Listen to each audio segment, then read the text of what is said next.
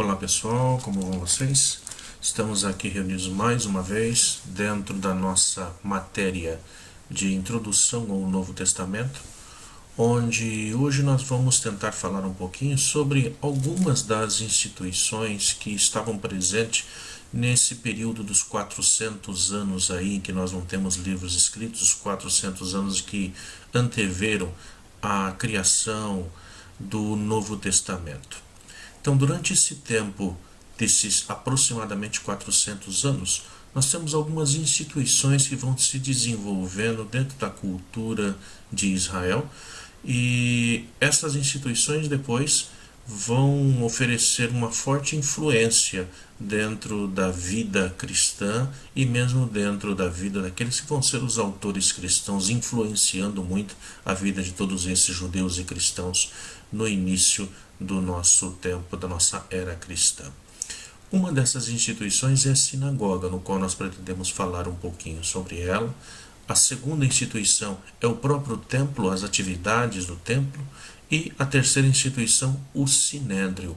Como que se desenvolveu esse trabalho? Então, começando falando sobre a sinagoga.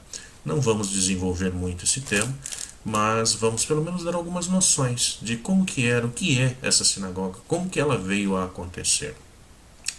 Então, embora a tradição judaica afirme que a sinagoga teve uma origem mosaica, ela parece ter começado a existir realmente durante o período babilônico ou no período persa.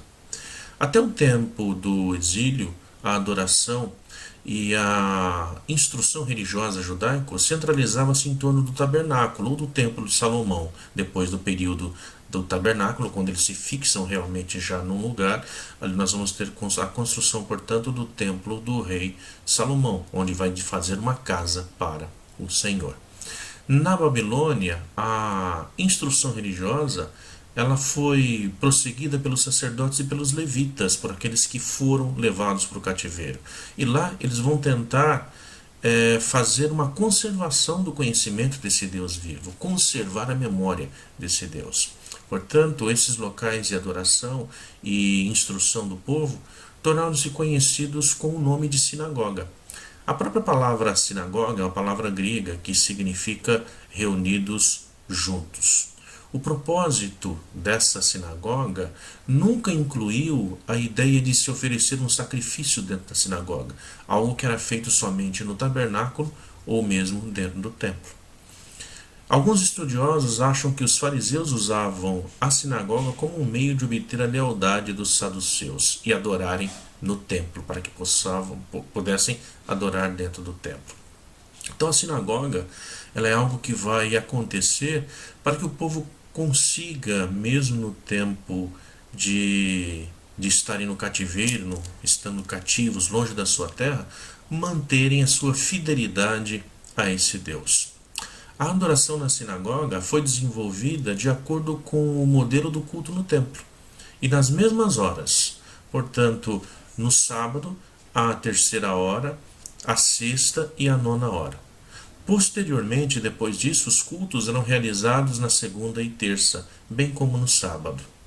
As pessoas, como que realizavam esse culto? As pessoas entravam, curvando-se para a parede ao lado ocidental, onde as escrituras estavam contidas num gabinete chamado de arca, no hebraico Aron.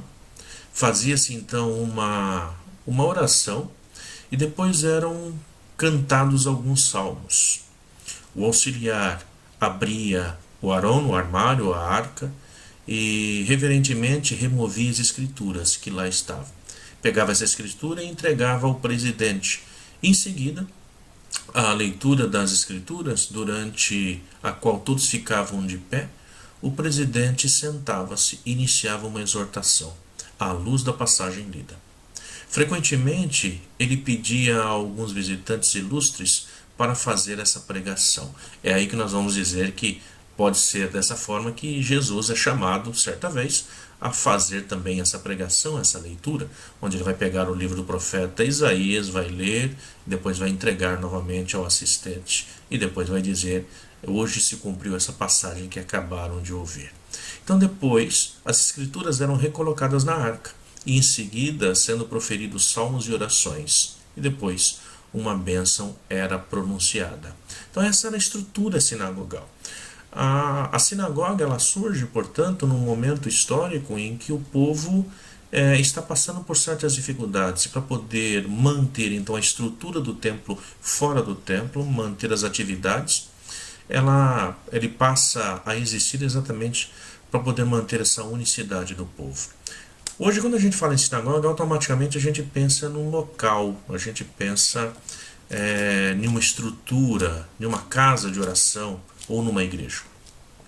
Quando nós falávamos em sinagoga já nesse tempo, no início da sua criação, provavelmente isso poderia ser feito mesmo debaixo de uma árvore, porque era considerado uma sinagoga onde o povo estava reunido. Então, se o povo está reunido, está centralizado ali juntos, em nome de um determinado Deus, ali nós teríamos então uma sinagoga. Então, não necessariamente, todas as vezes que nós falamos em sinagoga, nós estaríamos pensando, portanto, em uma casa de oração, mas um local. Assim também, já no tempo de Jesus, os primeiros lugares de oração não necessariamente teriam que ser feitos dentro de uma estrutura, de uma construção. Bom, esse modelo sinagogal, esse momento de se reunir, portanto, porque não se tinha mais o templo, ele vai se espalhando por toda a diáspora judaica. Sempre que havia homens suficientes, eram instituídas novas sinagogas. Muitas cidades tinham várias sinagogas, para dar conta do vasto número de judeus daquelas áreas. Então não era uma sinagoga numa cidade, mas conforme ia crescendo o número de pessoas, muito mais sinagogas passavam a ser construídas, edificadas, ou mesmo lugares em que eles passavam a se reunir. Estima-se que em Jerusalém, durante a época do Segundo Templo, tinha cerca de 500 sinagogas. É um número grande. E por essa razão, os missionários cristãos poderão ter acesso à maior parte do Império Romano. Eles, especialmente Paulo, podemos dizer, iniciavam seu trabalho sempre que possível dentro das comunidades judaicas, nas sinagogas, e depois se espalhavam pelos outros cantos. Isso até que eles passam a ser expulsos então das sinagogas, mas isso num outro tempo, em que nós vamos estar vendo um pouquinho melhor isso depois. Então as sinagogas elas passam a desenvolver um papel primordial dentro da vida do povo judeu depois da destruição do templo. E é exatamente sobre isso que nós vamos falar um pouquinho agora. O que era esse templo? Bom, com o retorno do primeiro grupo de exilados, aqueles que vêm da Babilônia, aqueles que saíram lá sob o regime de Ciro, rei da Pérsia, lá por volta de 539 a.C., quando esses retornam para suas casas, foi iniciado um trabalho da construção do templo, a reconstrução do templo, que havia sido destruído lá por Nabucodonosor, lá por volta do ano 586 antes de Cristo, o rei da Babilônia. Então, colocamos na nossa mente, cerca de 50, 60 anos se passaram. Esses que estão retornando para casa, agora esse grupo de exilados, na verdade não são aqueles que foram para o exílio. Os que estão voltando são aqueles que são os filhos, os netos daqueles que foram. E esses, durante o exílio, passaram a escutar, todas as vezes que se encontravam nas casas ou nas sinagogas, escutavam sobre as grandiosas coisas que Deus havia feito por eles. Esses têm um desejo agora de retornar para casa. São esses agora, portanto, os filhos, os netos, a segunda, a terceira geração, que estão retornando para casa. Estão retornando com o desejo de fazer a reconstrução do seu templo, da sua cultura, da sua fé, do seu Deus. Na realidade, esse foi o propósito primordial para alguns que retornaram. Os que permaneceram na Babilônia deram apoio financeiro para esse retorno acontecer, a fim de que o templo fosse reconstruído. Então muitos, os mais velhos, aqueles que se estabeleceram bem na região da Babilônia, esses não retornam. Esses ficam lá, muitos deles. E muitas vezes esses são aqueles que vão apoiar financeiramente para que o templo seja reconstruído, mandando um apoio em dinheiro, em verbas mesmo, para que esse templo possa ser reconstruído. E é sob a pregação de Ageu e Zacarias, esses dois profetas, que o templo conhecido como o Templo de Zorobabel nessa época, foi terminado e dedicado. Isso acontece lá por volta do ano de 516 a.C. Com alguns poucos acréscimos para aumentar a área de reunião, o templo de Zorobabel durou até a época de Herodes, Herodes o Grande, que depois vai ampliar, vai reconstruir e fazer um grande trabalho nesse templo. Então, tentando obter o favor dos judeus, Herodes vai iniciar essa reconstrução depois de um templo que iria exceder em beleza o de Salomão. Esse era o grande desejo de Herodes. Como ele era um rei que não era aclamado pelo povo, não era amado pelo povo, um rei que fez grandes coisas, grandes construções. Entretanto, aquilo que ele tinha de grandiosidade naquilo que ele fazia, ele tinha também na sua desumanidade. Então, ele vai fazer esse grande templo, aumentar esse templo, para que tente conseguir com isso o amor, a atenção dos seus súditos, desse povo. Então vai fazer um templo que excede em beleza o templo de Salomão. E esse templo basicamente é o templo que nós vemos hoje, mesmo no templo que nós temos aqui hoje, que foi erigido aqui na região do Brás, o templo de Salomão. Na verdade, as características desse templo que nós temos lá seria desse templo de Herodes. Então, com a construção iniciada em 19 a.C., aproximadamente, o pórtico, o lugar sagrado e o Santo dos Santos foram terminados em 1 ano e meio. Isso segundo as inscrições de um antigo judeu que escrevia, chamado Flávio Joséfos. Ele vai escrever um livro, Antiguidade dos Judeus, onde ele vai falar sobre isso. Só que as estruturas internas não foram terminadas antes do ano 65. Então, embora o pórtico tenha ficado pronto no ano 19 a.C., o templo em si vai ser terminado, essa reconstrução que vai ser feita, essa ampliação, onde ele vai fazer uma grande reforma mesmo do templo, muito significativa. Isso vai terminar no ano de 65 depois de Cristo.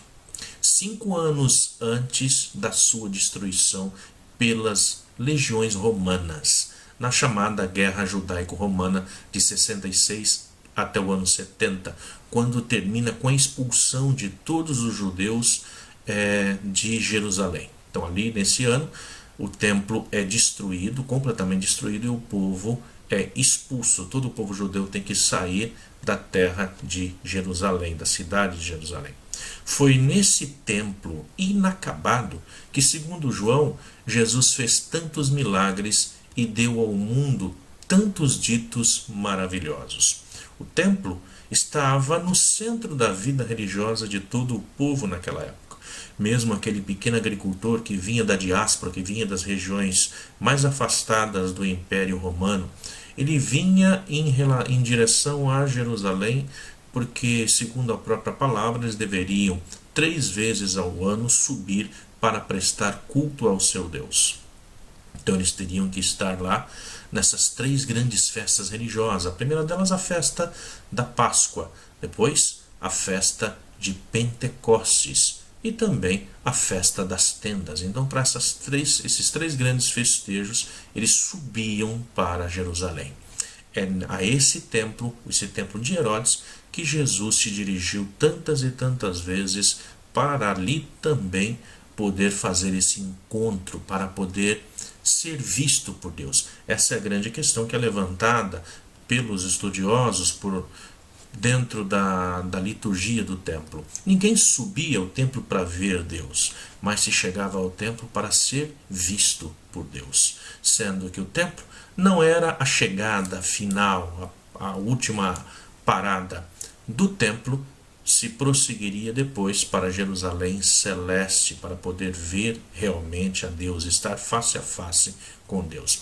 E essa caminhada se dava de todos os lugares do império em direção de Jerusalém, onde ali estava e está até hoje o centro da fé judaica, e hoje podemos dizer fé judaico-cristã e muçulmana.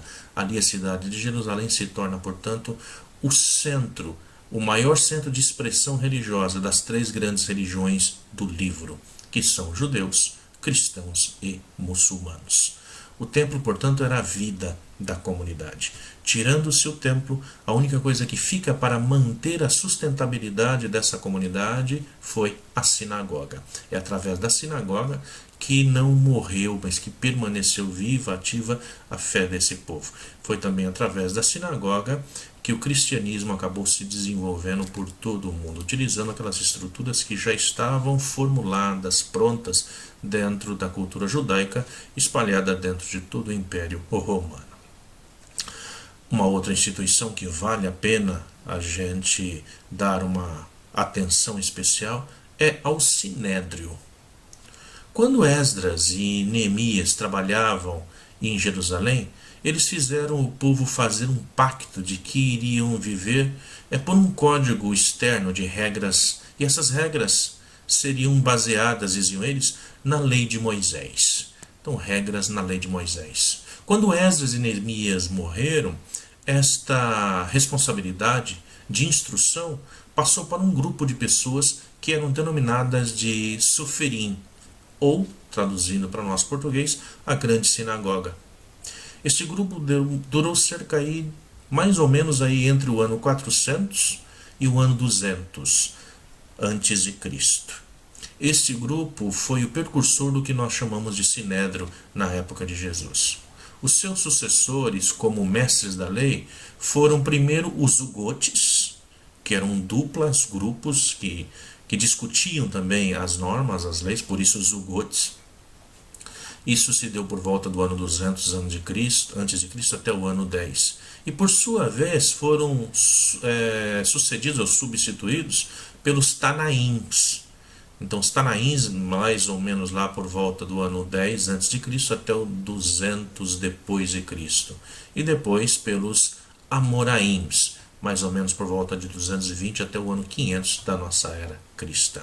Então é a tradição que vai sendo levada, vai sendo mantida e levada através de outros grupos.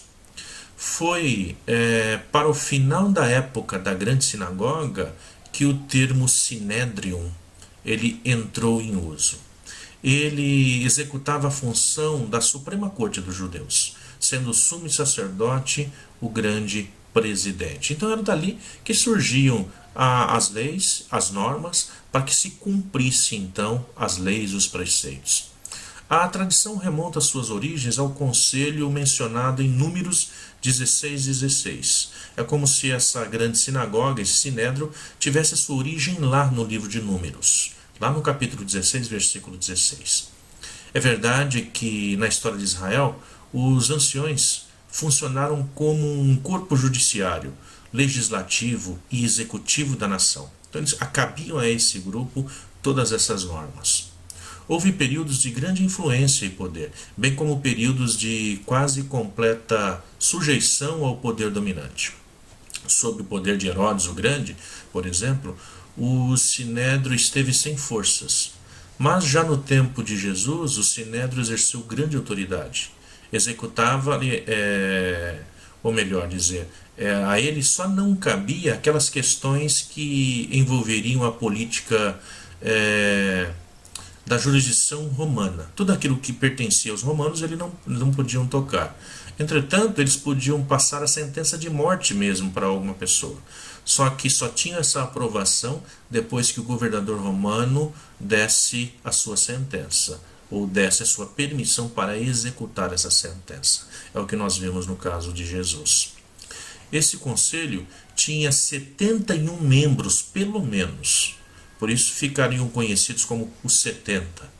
71 membros no mínimo, encabeçados pelo sumo sacerdote. Então o sumo sacerdote é aquele que está à frente disso.